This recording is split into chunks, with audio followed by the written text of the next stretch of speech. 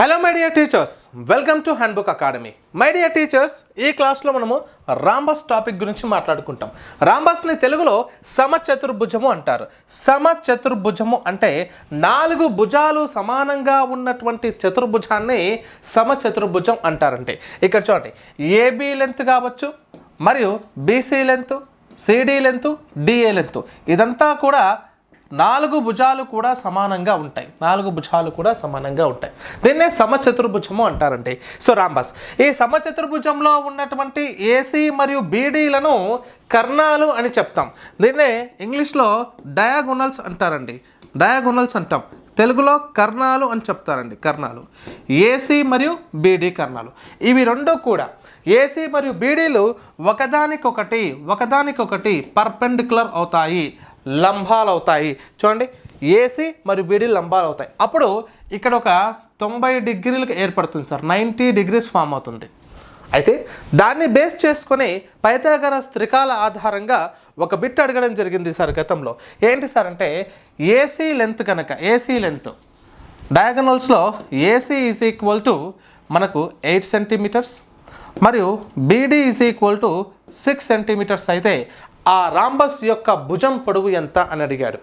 అప్పుడు ఏం చేస్తాం, జనరల్గా ఇప్పుడు ఈ భుజం పొడవు కావాలంటే కూడా మనకు ఫార్ములా ఉంది, కానీ వితౌట్ ఫార్ములా ఎలా చేయాలి అంటే పైథాగరస్ త్రికాలను ఆధారంగా, పైథాగరస్ త్రికాల ఆధారంగా చెప్పవచ్చు. ఏంటి, AC is equal to 8, AC is equal to 8 అన్నాడు. ఇక్కడ నుంచి ఇక్కడ వరకు 8, మరి అదేవిధంగా బీడీ ఈజ్ ఈక్వల్ టు 6 అన్నాడు. అలా రెండు కూడా లంబాలు పర్పెండిక్యులర్ అయినప్పుడు ఇక్కడ ఏ నుంచి ఓ వరకు ఎంత దూరం ఉంటుందో ఓ నుంచి సికి కూడా అంతే ఉంటుంది. యాజ్ వెల్ యాజ్ బి నుంచి ఓకి ఎంత దూరం ఉందో ఓ నుంచి డికి కూడా అంతే దూరం ఉంటుంది. అలాంటప్పుడు ఏసీ ఈజ్ ఈక్వల్ టు 8 అన్నప్పుడు ఇక్కడ ఏ నుంచి ఓ వరకు 4 అవుతుంది. ఓకేనా. మరి బీడీలో బి నుంచి డి వరకు 6 అయినప్పుడు బి నుంచి ఓ వరకు 3 అవుతుంది. It is clear. దెన్ ఇప్పుడు ఏం చేయొచ్చు, ఇప్పుడు చూడండి, ఏబిఓ లేదా ఏఓబి అనేటటువంటిది ఒక లంబకోణ త్రిభుజం ఏర్పడింది సార్ ఇక్కడ. ఓకేనా. ఏఓబి అనేటటువంటిది ఒక లంబకోణ త్రిభుజం అనేది ఫామ్ అయ్యింది. ఓకే, ఆ లంబకోణ త్రిభుజం ఆధారంగా పైథాగరస్ త్రికాల ద్వారా మనం ఏం ఫైండ్ అవుట్ చేయొచ్చు సార్ అంటే, ఇది కర్ణం అవుతుంది. 90 డిగ్రీస్కి ఆపోజిట్గా ఉన్నటువంటి భుజం కర్ణం అవుతుంది, హైపోతెనస్ అవుతుంది. అప్పుడు మనకి ఈ వాల్యూ కావాలి కాబట్టి మీ అందరికీ తెలుసు, primary Pythagoras triplet that is 3, 4, 5 రెండు చిన్న భుజాలు 3, 5 అయినప్పుడు ఆటోమేటిక్గా ఇది 3, 4 అయినప్పుడు కర్ణం యొక్క పొడవు 5 అవుతుంది. ఎస్, దీని ఆధారంగా దీన్ని బేస్ చేసుకొని గత డిఎస్సిలో ఒక బిట్ అడగడం జరిగింది. ఓకే, సో మరి ఇలాంటి కాన్సెప్ట్ అన్నీ కూడా ఈ క్లాస్లో డిస్కస్ చేస్తూ మరి ఈ క్షేత్రమితిలో భాగంగా ఉన్నటువంటి రాంబస్కి సంబంధించి మరి 3 ఫార్ములాస్ మాట్లాడుకుంటాం. ఒకటి వైశాల్యము ఏ, మరి ఒకటి పెరిమీటరు, మరొకటి side of the rhombus, small A, side of the rhombus, వీటి గురించి మాట్లాడతాం. ఇలా ఏకి సూత్రం ఏంటి, ఏరియాకి సూత్రం ఏంటి అంటే ½ ఇంటూ D1 ఇంటూ D2. ఈ D1 D2లో ఏం చెప్తామండి, కర్ణం పొడవు 1, కర్ణం పొడవు 2, D1 డయాగోనల్ 1, డయాగోనల్ 2, ఏసీ మరియు బీడీలు. ఓకేనా, రైట్. ఆ రెండింటి యొక్క లబ్ధము బై 2 కూడా చెప్పవచ్చు. D1 ఇంటూ D2/2గా కూడా రాసుకోవచ్చు సార్. ఓకే, నెక్స్ట్ పెరిమీటర్ అంటే సమ్ ఆఫ్ ఆల్ సైడ్స్ అని మీకు తెలుసు. ఎస్ఆర్ నో, అన్నీ కూడా AB plus BC plus CD plus DA, ఆ చతుర్భుజంలో ఉన్నటువంటి ప్రతి భుజం యొక్క పొడవుల కొలతల మొత్తాన్ని ఆ చతుర్భుజం యొక్క చుట్టుకొలత చెప్తాం. రైట్. ఆ తర్వాత సైడ్ కావాలి. Side equal to ½ into √D1² plus D2². Right. ఇది ఒక సమచతుర్భుజం యొక్క సైడ్ను ఫైండ్ అవుట్ చేయడానికి. ఇప్పుడు ఇక్కడ ఇచ్చినటువంటి వాల్యూస్ ప్రకారం మనకు ఏసీ అనేది D1, బీడీ అనేది D2. దీని ప్రకారం మనం ఆ వాల్యూ సబ్స్టిట్యూట్ చేస్తే చూడండి, D1 ఈజ్ ఈక్వల్ టు ఇక్కడ ఎంత 8 అవుతుంది and D2 is equal to 6 అవుతుంది. ఓకేనా. ఇప్పుడు ఏ కావాలి కాబట్టి A is equal to under root of so ఇక్కడ ½ ఇంటూ D1 ఎంత 8² ప్లస్ 6². రైట్. సో ½ ఇంటూ ఇక్కడ 64 ప్లస్ 36 అండి. సో రూట్లో 64 ప్లస్ 36 అంటే 100 మీన్స్ వర్గములో ఎంత 10 వస్తుంది. సో ½ ఇంటూ 10, సో 2 1 జా 2 5 జా, సో ఇది 5. ఇదేంది side of the rhombus. So ఇదంతా అవసరం లేదు, ఈ ఫార్ములాను అవసరాన్ని బట్టి మాత్రమే వాడుకోవాలి. దీని స్థానంలో నేనేం చెప్పాను, పైథాగరస్ త్రికాల ఆధారంగా సులభంగా చెప్పవచ్చు. ఓకేనా? సో ఆ లెంత్ని బట్టి ఏదైతే మనకు D1 D2 ఇస్తున్నాడో దాంట్లో హాఫ్ అనేది ఇది అవుతుంది. అప్పుడు ఇది ఒక మనకు ఏ లంబకోణ త్రిభుజం అవుతుంది, రైట్ యాంగిల్ ట్రయాంగిల్ అవుతుంది. దీన్ని బేస్ చేసుకొని సైడ్ ఆఫ్ ది రాంబస్ చెప్పడం చాలా సులభం. ఒకటి చెప్పామంటే రిమైనింగ్ అన్నీ కూడా సేమ్ ఉంటాయి. ఓకేనా? సో ఇంకోటి some of the all side అంటే 4x కూడా మనకు పెరిమీటర్ని చెప్పవచ్చు. సో ఇది formulas based. And next practice based చూద్దామండి. చూడండి మై డియర్ టీచర్స్, ఇందులో భాగంగా ఫస్ట్ వన్, ఇది టెక్స్ట్ బుక్ క్వశ్చన్ అమ్మ. కర్ణముల పొడవులు 10 సెంటీమీటర్లు మరియు 8.2 సెంటీమీటర్లు గల సమచతుర్భుజం యొక్క వైశాల్యాన్ని కనుగొమన్నాడు. వైశాల్యం. సో జనరల్గా ½ × D1 × D2 okay formula. But నేనేం చేస్తున్నాను, మీ అందరికీ తెలుసు ఈ రెండింటి లబ్ధములో సగం. ఆ రెండింటి లబ్ధములో సగం ఫార్ములాను మీరు రాయాల్సిన అవసరం లేదు ఎగ్జామ్ పాయింట్ ఆఫ్ వ్యూలో. డైరెక్ట్ 10 × 8.5/2 8.2/2. సో ఈ రెండింటి లబ్ధంలో సగం అంతే కదా. ఆ రెండింటి లబ్ధంలో సగం 5 2 1 2 5 సింపుల్. సో 5తో ప్రొడక్ట్ చేస్తున్నప్పుడు ఏమవుతుంది, 5 4 5 2 10. ఓకేనా? And carry 1 and 5 8 40 + 1 41. ఒక డిజిట్ తర్వాత పాయింట్ కాబట్టి పాయింట్ పెట్టేస్తాం. 41 చదరపు సెంటీమీటర్లు యువర్ ఆన్సర్. ఓకేనా? సో మళ్ళీ ఇదంతా రాసుకుంటూ పోతే ఓకే ఫార్ములా బేస్ కూడా చేస్తాం, కానీ రాయకుండానే ఫార్ములాను ఉపయోగిస్తున్నాం అంతే అక్కడ. అండ్ నెక్స్ట్ క్వశ్చన్ ఇది చూడండి. ఇక్కడ ఏం చెప్తున్నాను సార్ అంటే, ఒక రాంబస్ యొక్క 2 కర్ణాలు వరుసగా 10,5 సెంటీమీటర్లు అయితే దాని వైశాల్యం ఎంత? సింపుల్గా ఈ రెండింటి లబ్ధంలో సగం కదా, జాగ్రత్త వినండి. ఆ రెండింటి లబ్ధంలో సగం సింపుల్. ఇది హాఫ్ చేసేసుకోండి. 5 5 25 సెంటీమీటర్ స్క్వేర్ యువర్ ఆన్సర్. చూడండి ఇంతకుముందు ఫార్ములాను ఉపయోగించి సబ్స్టిట్యూట్ చేసుకుంటూ వచ్చాం. ప్రీవియస్ ప్రాబ్లంలో ఫార్ములా లేకుండా చూసాం. ఇప్పుడు డైరెక్ట్ క్వశ్చన్ దగ్గర ఎప్పుడైనా సరే రాంబస్ యొక్క వైశాల్యము D1 × D2/2 లేదా ½ × D1 D2 ఓకే. ఆ రెండింటి లబ్ధములో సగం మనం ఎలా అలవాటు చేసుకుంటే అలా చేయొచ్చు సార్ ప్రాబ్లమ్ని. ఆ క్వశ్చన్లోనే ఉంది D1 ఇచ్చాడు D2 ఇచ్చాడు, దాంట్లో ½ చేసుకొని రిమైనింగ్ మల్టిపుల్ చేసుకుంటే సరిపోతుంది. This is your answer. And next question, ఒక రాంబస్ యొక్క వైశాల్యము 100 చదరపు సెంటీమీటర్లు, దానిలో ఒక కర్ణం 25 సెంటీమీటర్లు అయితే రెండో కర్ణాన్ని ఫైండ్ అవుట్ చేయమన్నాడు. సో ప్రీవియస్ క్వశ్చన్ వరకు మనకు D1 D2లు ఇస్తే మనం వారిని వైశాల్యాన్ని ఫైండ్ అవుట్ చేసాం. ఇప్పుడు ఏం అడుగుతున్నాడు సార్ అంటే చదరపు ఇక్కడ ఇచ్చాడు, డైరెక్ట్గా టోటల్ వైశాల్యం ఇచ్చాడు. చూడండి ఒకసారి, ½ × D1 × D2 మనకు ఉన్నటువంటి 2 చరరాశులు వేరియబుల్స్ అన్ని D1 D2. ఇక్కడ 100 సెంటీమీటర్ స్క్వేర్ అని ఉంది, 100 సెంటీమీటర్ స్క్వేర్. ఇప్పుడు చూడండి ½ × D1 ఎంతమ్మా, D1 ఎంత మనకు 25, D1 25 అమ్మా, D1 25 అండ్ ఇక్కడ D2 కావాలి 100 సెంటీమీటర్స్. చాలా జాగ్రత్తగా గమనించండి. సింప్లికేషన్ 25 1 25 4 అయిపోయిందా. ఈ 2 అనేది డివిజబుల్లో ఉంది కాబట్టి ఇది అక్కడ పోతే ఏమవుతుంది, ఇంటూ అవుతుంది. So 2 × 4 8. So D2 value is equal to 8 centimetres. This is your answer.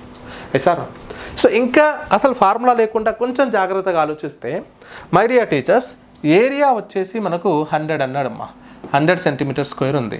అందులో ఒకటి D1 ఈజ్ ఈక్వల్ టు 25 అయితే D2 ఈజ్ ఈక్వల్ టు ఎంత కావాలి అంతేనా. ఇప్పుడు జనరల్గా ఇప్పుడు D1/D2 వీటి లబ్ధం ఏదైతే ఉందో D1/D2/2 D1 D2/2 కదా, వాటి లబ్ధంలో సగం అనేది ఏరియా, వాటి లబ్ధంలో సగమే ఏరియా. అలాంటప్పుడు ఈ 2 అటువైపు పోతే ఏమవుతుంది, D1 D2 is equal to 2A అవుతుంది. అంటే వాటి ఇక్కడ బిట్టు కూడా అడగొచ్చు తల్లి, అప్లికేషన్ పాయింట్ ఆఫ్ వ్యూలో 2 కర్ణాల లబ్ధం అనేది దాని వైశాల్యానికి రెట్టింపు అంటాడు సార్ స్టేట్మెంట్లో. 2 కర్ణాల లబ్ధం ఏదైతే ఒక రాంబస్లోని 2 కర్ణాల లబ్ధం దాని వైశాల్యానికి రెట్టింపు అంటాడు, కరెక్టే స్టేట్మెంట్. చూడండి ఇటు అక్కడ పోతే ఇంటూ అవుతుంది కదా. సో ఇక్కడ కూడా ఏరియాను నేను డబల్ చేసుకుంటే 200 చేసుకుంటే ఇచ్చినటువంటి దాంట్లో D2 తెలీదు, D1 25 అయినప్పుడు 25 1 25 8 కదా. So directly D2 is equal to 8 అవుతుంది కదా సార్. ఇక్కడ కూడా ఓకే, ఇలా కూడా ఆలోచిస్తే కూడా ఓకే, మీకు ఏది సబబ్ అనిపిస్తే దాన్ని ఫాలో అవ్వండి. Okay. So next question right అమ్మా. ఒక రాంబస్ యొక్క 2 కర్ణాల పొడవులు 6 సెంటీమీటర్లు 8 సెంటీమీటర్లు అయితే దాని భుజం మరియు చుట్టుకొలతలను కనుగొనము అన్నాడు సార్. సేమ్ టు నేను ఇందాక మీకు మాట్లాడాను మై డియర్ టీచర్స్, చూడండి జాగ్రత్తగా గమనించండి, ఇది ఒక మనకు రాంబస్. ఓకే, ఈ రాంబస్లో నేను ఇందాక ఏం చెప్పాను మీకు, ఇది ఒక కర్ణము, ఓకేనా, ఇది ఒక కర్ణము అండ్ ఇది ఒక కర్ణం అంటే రైట్, ఇది ఒక కర్ణం. సో ఈ రెండు కర్ణాలు ఉన్నాయి. దీంట్లో ఒకటి 6 అంట, ఇంకోటి 8 అంట. చూడండి, ఇది 6 అనుకుందాం, ఇక్కడ బి నుంచి డి వరకు 6 అనుకుందాం, ఏసీ అనేది 8 అనుకుందాం. సేమ్ బిట్ను ఇందాక ఎక్స్ప్లెయిన్ చేశా. ఇప్పుడు దీని ప్రకారం చూస్తే ఇదేమో 8 టోటల్గా, ఇది వచ్చేసి 6, ఇది వచ్చేసి 8. ఓకేనా, 8. ఇప్పుడు ఏం చేయాలి, ఈ భుజం పొడవు తెలిస్తే చుట్టుకొలత కావాలి. భుజం పొడవు కావాలంటే మనకు ఫార్ములా ఏంటి, A is equal to ½ into √ d1² + d2². ఓకేనా, ఇది భుజం పొడవు ఉన్నటువంటి ఫార్ములా. ఇప్పుడు ½ ఇంటూ d1 ఎంత మనకు, d1 ఎంత అండి 6². సేమ్ ఇందాక చెప్పింది 6² + 8². సో ½ ఇంటూ ఇది 36 + 64 100 అవుతుంది. Then ½ into 10 is equal to 5. ఓకేనా, 10లో ½ ఎంత సార్ అంటే 5. సో దీని భుజం పొడవు ఎంత 5. బట్ నేను ఇది అవసరం లేదని చెప్తున్నాను మీకు ఈ ఫార్ములా. ఇలాంటి కేసులో పైథాగరస్ త్రికాల పైన మీకు అవగాహన ఉంటే, నెంబర్ సిస్టంలో 8వ తరగతిలో భాగంగా వర్గాలు వర్గమూలాల చాప్టర్లో పైథాగరస్ ట్రిప్లెట్ సపరేట్ ఎక్సర్సైజ్ ఉంది, ఒక సబ్ హెడ్డింగ్ ఉంది, దాని గురించి ఆల్రెడీ మనం మాట్లాడుకున్నాం. అది మీరు పర్ఫెక్ట్గా నేర్చుకోగలిగితే ఇది అవసరం లేదు. చూడండి, ఈ లెంత్ ఎంత అవుతుంది సార్, ఇక్కడ ఈ లెంత్ ఎంత అవుతుంది, ఇక్కడ నుంచి ఇక్కడ వరకు 6 అన్నప్పుడు ఇక్కడ వరకు 3 అవుతుంది, ఇక్కడ వరకు 8 అయినప్పుడు ఓన్లీ దిస్ ఈ లెంత్ వరకు 4 అవుతుంది. చూడండి, అప్పుడు ఒక లంబకోణ త్రిభుజం ఏర్పడ్డది కదా, ఈ లంబకోణ త్రిభుజం ఏర్పడ్డది కదా, 3, 4 అనేవి భుజాలు అయితే ఈ 90 డిగ్రీస్కి ఆపోజిట్ ఉన్నటువంటి కర్ణం ఏమవుతుంది సార్ అంటే 5 అవుతుంది. సింపుల్. మరి అదేవిధంగా 5, 12, 13, ఓకేనా, 7, 24, 25 పైథాగరస్ త్రికాలు. సో 8, 15, 17 ఇవి పైథాగరస్ త్రికాలు అండి. దీన్ని ఆధారంగా చేసుకుని మనకు ఎగ్జామ్లో పాయింట్ ఆఫ్ వ్యూ సార్. ఓకేనా, రైట్ మై డియర్ టీచర్స్. ఆ తర్వాత ఓకే, దాని యొక్క ఏమన్నాడు, చుట్టుకొలత అన్నాడు. చుట్టుకొలత ఎంత అవుతుంది, 5 అయితే ఇంటూ 4 20 సెంటీమీటర్స్. 20 సెంటీమీటర్స్, 4 భుజాలు కాబట్టి ఇంటూ 4 చేసేసుకుంటే. నెక్స్ట్ రాంబస్ యొక్క భుజము 10 సెంటీమీటర్లు, దాని కర్ణము 12 సెంటీమీటర్లు అయితే దాని వైశాల్యం ఎంత. ఇప్పుడు జాగ్రత్తగా గమనించండి, కాస్త డెప్త్కి వెళ్తున్నాడు ఎగ్జామ్లో. ఓకే, ఇది మనకు రాంబస్ అండి. ఈ రాంబస్లో ఏమన్నాడు, ఒక భుజం వచ్చేసి 10 సెంటీమీటర్స్ అంటున్నాడు. కర్ణము ఒక కర్ణం అన్నాడు. ఏదైనా ఒక కర్ణం తీసుకోండి సార్ ఇక్కడ. Okay, right. ఈ కర్ణం వచ్చేసి మనకు 12 సెంటీమీటర్లు. అయితే వైశాల్యం ఎంత, మనకు వైశాల్యానికి సూత్రం ఏంటి, d1 d2/2. మనకేం కావాలి, d1 d2/2 ఇది కావాలి కదా, రైట్. మనకు వైశాల్యం ఫైండ్ అవుట్ కావాలి అంటే ఖచ్చితంగా 2 కర్ణాలు కావాల్సిందే. మరి 2 కర్ణాలు అంటే ఒకటే కర్ణం ఉంది, మరి ఇంకో కర్ణం యొక్క పొడవు ఏమవుతుంది మనకు, ఇంకో కర్ణం యొక్క పొడవు మనకు తెలుసా, తెలీదు. మరి ఎలా ఫైండ్ అవుట్ చేయాలి సార్ అంటే, సేమ్ నేను ఇంతకుముందు చెప్పినటువంటి పైథాగరస్ త్రికాల ఆధారంగా ఇక్కడ ఉన్నటువంటి ఈ కర్ణము 12 అవుతున్నప్పుడు ఇక్కడ వరకు 6 అవుతుంది. Yes or no my dear teachers, ఇక్కడ వరకు 6 అవుతుంది. ఓకే, ఇదంతా టోటల్గా 12, కానీ ఇక్కడ వరకే 6 అవుతుంది. అప్పుడు ఇది 6 అవుతుంది, ఇది 10 అవుతుంది. కర్ణం అనేది 10, ఒక భుజం ఏమో 6 అయితే రెండో భుజం ఎంత అవుతుంది సార్, పైథాగరస్ త్రికాల ఆధారంగా ప్రైమరీ పైథాగరస్ ట్రిప్లెట్ 2, 3, 4, 5 అయితే దాన్ని ఇంటూ చేసుకోగా వచ్చింది 6, 8, 10. 6, 8, 10. చూడండి, ఇది 6 అయినప్పుడు ఇది ఆటోమేటిక్గా 8 అవుతుంది. సింపుల్. 6, 8, 10 is Pythagoras triplets. ఇది మొత్తం కూడా ఒకటేమో ఇక్కడ నుంచి ఇక్కడ వరకు ఉన్నటువంటిది 12 అయితే ఈ కర్ణం ఎంత అవుతుంది సార్ అంటే 16 అవుతుంది. ఆ కర్ణం ఎంత, 16 అవుతుంది. దీని ఆధారంగా సో 12 × 16/2 చూడండి 8, 12 8 96 cm². The area of given rhombus is 96 cm². అది అండర్స్టూడ్ తల్లి. మళ్ళీ చెప్తున్నాను, ఇప్పుడు ఇచ్చింది ఏంటి, జనరల్గా 2 కర్ణాలు ఇస్తే సులభంగా చేస్తున్నాం, కానీ ఇక్కడ ఒక భుజం ఇచ్చాడు, ఒక కర్ణం ఇచ్చాడు. ఆ కర్ణంలో సగం ఇక్కడ వరకు తీసుకున్నాను. అందుకే నేను పైథాగరస్ త్రికాల పైన ఆధారంగా పడుతూ ఖచ్చితంగా ఎగ్జామ్ పాయింట్ ఆఫ్ వ్యూలో డిఎస్సీలో ఇచ్చే క్వశ్చన్స్ ఎలా ఉంటాయి జామెట్రీ అండ్ మెన్సురేషన్లో భాగంగా అంటే ఆ టాపిక్ అనేది ఇంకో టాపిక్కి కోలింక్ ఉంటుంది. సో ప్రీవియస్ నాలెడ్జ్ ఉంటేనే ఇప్పుడున్నటువంటి సబ్జెక్ట్ పైన మీకు గ్రిప్ వస్తుంది తల్లి. ఓకేనా? So anyway right. Next question.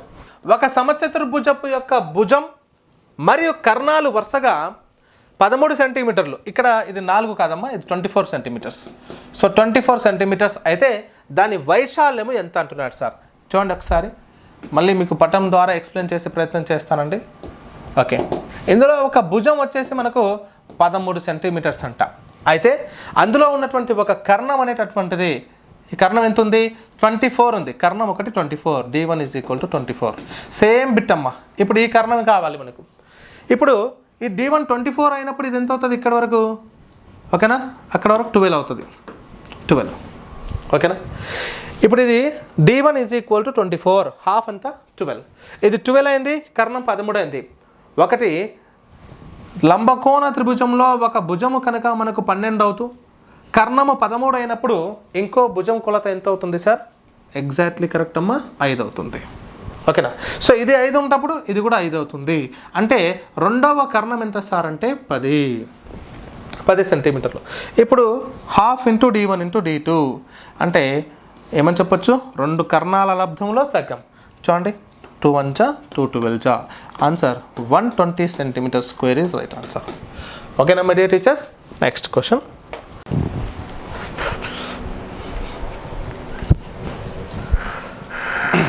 Okay, so next question అమ్మ. నెక్స్ట్ క్వశ్చన్ చూడండి తల్లి. ఒక సమచతుర్భుజపు భుజం యొక్క వైశాల్యము 384 చదరపు సెంటీమీటర్లు.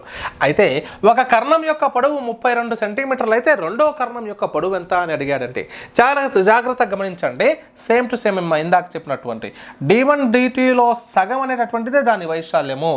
D1 DTలో సగమే దాని వైశాల్యము అన్నప్పుడు ఈ 2ని అక్కడ పంపిస్తే ఏమవుతుంది సార్?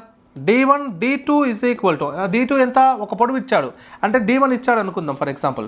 D1 = 32 అయింది ఇక్కడ ఇంటూ D2 బై 2 చేసుకుంది, ఎందుకంటే ఈ సులభంగా క్యాన్సిల్ అవుతుంది కదా. సో 384. ఇప్పుడు చూడండి, 2 1 జా 2, 2 16 జా. మరి 16 1 జాలో 384 క్యాన్సిల్ అవుతుందా సార్ అంటే అవుతుంది. 16 1 జా 16, 16 2 జా 32, ఆడ 6 మిగిలింది, 6 4, 16 4 జా 64. సో D2 రెండవ కర్ణం ఎంత సార్ అంటే 24. రెండవ కర్ణం ఎంత సార్ అంటే 24 సెంటీమీటర్లు. అరే ఉండే చూడమ్మా. సో దీంతో మనకు రాంబస్కి సంబంధించినటువంటి కాన్సెప్ట్, దానికి సంబంధించినటువంటి ప్రాక్టీస్ బిట్స్ అనేవి పూర్తి చేసుకున్నాం. మరి ఆ తర్వాత చతురస్రానికి సంబంధించిన కాన్సెప్ట్ డిస్కస్ చేద్దాం.